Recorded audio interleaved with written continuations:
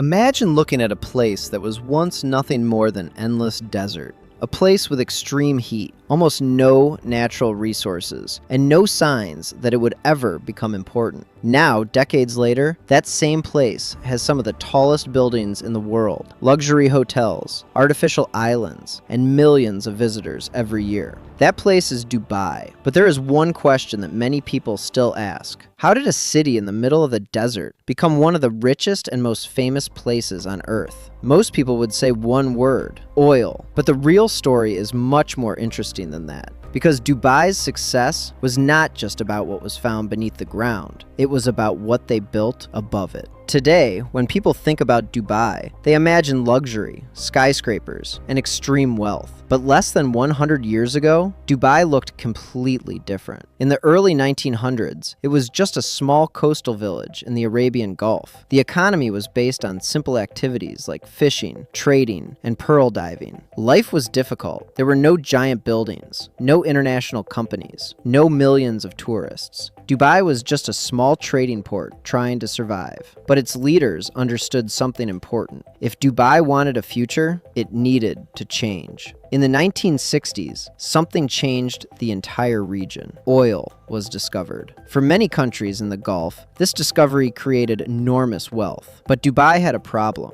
Its oil reserves were much smaller compared to places like Abu Dhabi, and that forced Dubai to think differently. Instead of depending only on oil, its leaders started asking a bigger question. What happens when the oil runs out? Their answer was simple: use oil money to build an economy that could survive without oil. Dubai began investing heavily in infrastructure. Modern ports were built. Trade expanded. The city started becoming a connection point between East and West. One of the biggest examples was Jebel Ali Port, which became one of the largest artificial ports in the world. Companies started moving in. Investors started paying attention. And slowly, Dubai was becoming something much bigger than an oil city. It was becoming a global business hub. But Dubai didn't stop there. Its leaders wanted the world to notice the city. So they started building projects that seemed impossible. Luxury hotels, artificial islands, massive shopping centers, and finally, a symbol that would represent Dubai everywhere: the Burj Khalifa, the tallest building in the world. These projects had one goal: make Dubai impossible to ignore. And it worked. Millions of people from around the world started visiting every year. So, did oil make Dubai rich? The answer is yes, but not completely.